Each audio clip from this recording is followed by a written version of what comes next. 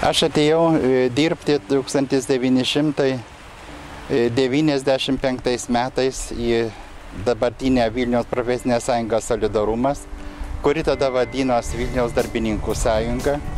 Tai buvo tas laikas, kada keitės mūsų valstybės santvarka, politinė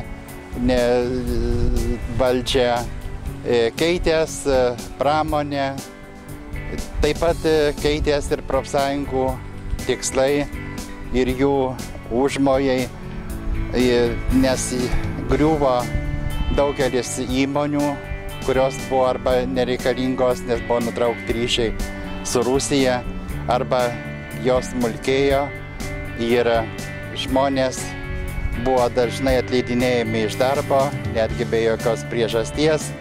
Ir Vilniaus darbininkų sąjunga turėjo labai daug darbo, kad apgintų savo dirbančiuosius.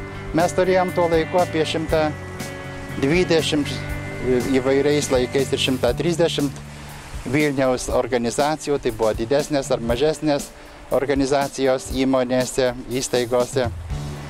Ir buvo priskaičiuojama apie 1500 narių. Bet kuo toliau, tuo, kaip minėjau, vykstant pokyčiams gamyboje ir pačioj valstybei, narių skaičius ir organizacijų skaičius mažėjo. Bet mūsų vadovybė, mūsų profsąjungos nariai, organizacijų pirmininkai dirbo labai pakylėtai, sakyčiau. Ir dabar, kadangi mes čia esam prie kryžių kalnelio ant Tauro kalno, jis buvo irgi pastatyta, tie kryžiai neatsitiktinai. Juos finansavo Vilniaus darbininkų sąjunga, nes kadangi buvo labai daug nežinomybės, tai buvo daugelis dalykų sudvasinta ir norėta, kad būtų viskas kuo geriau užsibaigtų, išsispręstų visos problemos. Todėl ir tas žmonių dvasios poreikis kreiptis į aukščiausiąjį labai daug davė mūsų organizacijai ir mūsų nariams irgi tokio pakylėjimo, tokio entuziazmo, kad mes tikrai gana nelengvom sąlygom galėjom nuveikti labai daug darbų. Buvo nemaža apginta mūsų narių įvairiose organizacijose, tokiose dėlėse, kurios griuvo, kaip sakant, kuro aparatūra, Vilniaus Vingis ir kita. Taip pat mūsų Vilniaus darbininkų sąjunga pirmoji susikūrė tinklapį, kuris vadinosi Solidarumas LT.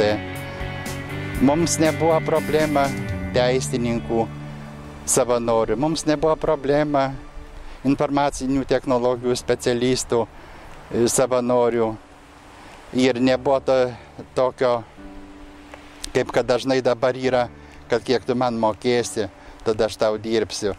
Ten pirmiausia buvo daroma darbai, nes visi tikėjo, kad tas yra reikalinga, kad tas atneš naudą ateityje. Reikia paminėti, prie tinklalapio labai daug prisidėjo Artūras Rožė, Petras Mereckas. Turėjom teisininkės, kuri dabar dirba Žemės ūkio ministerijoje, Socialinės darbo apsaugos ministerijoje, Bartkevičienė Jolanta. Tai mano buvo toksai tarsi atsilyginimas mūsų teisininkėm savanoriam, kad surasdavo aš darbą, kur galima būdavo įsidarbinti ir kurios labai džiugu, kad dirba net po šiai dienai. Dabar kažkur galbūt to pakylėjimo nėra, nes nėra tokių ekstremalių situacijų, nes buvo labai daug kas nežinoma, kaip mes gyvensim, ką darysim, ar mes turėsim darbo ir iš vis kokia bus mūsų Lietuvos ateitis.